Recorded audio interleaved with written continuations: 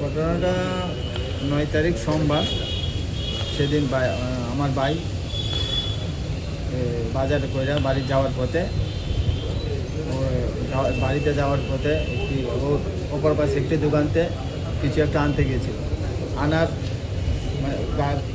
এ পাশে যাওয়ার পথেই উল্টা সাইডেতে একটি ইলেকট্রিক অটো এসে আমার বাইরে সরাসরি ধাক্কা মারছে। তারপরে ধাক্কা মারার পরে মাটিতে ইনজুরি হয়ে গেছে। এরপর কোন হাসপাতাল নিয়েছেন? GB government hospital. তো মারা গেছে কবে? 13 তারিখ, কালকে কালকে রাত্রেবেলা। কি নাম ওনার? হ্যাঁ, নাম কি? শ্রীনিবাস সূত্রবা। বয়স কত? 51। বাড়ি? বাড়ি নন্দনগর বালকা। দর্শনী গাড়িটা, যে গাড়িটা অ্যাক্সিডেন্ট? হ্যাঁ, গাড়িটা ধরা হয়েছে।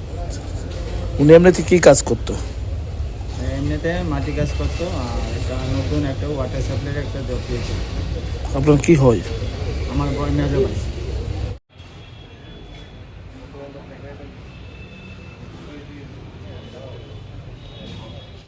দেখুন, গত সোমবার নন্দননগর একটি অ্যাক্সিডেন্ট, আমাদের দীর্ঘদিনের পুরনো পার্টির কার্যকর্তা, আমাদের দুদিনের বলা যায় 6 আগরতলা বিধানসভা কেন্দ্রের অন্তর্গত সভাপতি উনি ছিলেন, শ্রীনিবাস দা।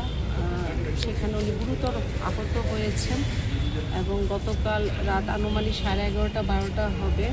অনেক চেষ্টার পরও ওনাকে বাঁচানো গেল না। উনি আমাদের সকলকে ছেড়ে বড়রূপে উনি পাড়ি দিয়েছেন।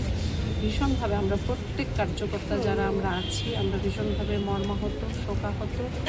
এখন পোস্টমর্টেম চলছে, যেহেতু এটা অ্যাক্সিডেন্ট, এবং তারপর আমরা সবাই ওনাকে বাড়ি নিয়ে যাব। আজকের এই পরিস্থিতিতে ওনার আত্মার, বিদেহী আত্মার আমরা চিরশান্তি কামনা করছি, এবং ওনার পরিবার পরিজন যাদেরকে উনি পেছনে রেখে গেছেন। ওনার 2টি পুত্র সন্তান রয়েছে, একটি কন্যা সন্তানও আছে, সহধর্মিণী আছেন, ভাইয়েরা তো আছেনই এখানে। পরিবার পরিজনদের এই কঠিন পরিস্থিতিতে ঈশ্বর তাদেরকে শক্তি প্রদান করুক, এটাই আমি আজকে কামনা করছি।